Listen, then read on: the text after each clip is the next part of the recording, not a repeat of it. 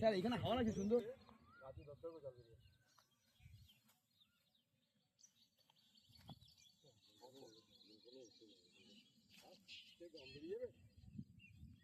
যখন উঠলাম আর কি আমি আর দম দিতে পারছি না। এদিকে নামা যাবে, এদিকে রাস্তা। চলো।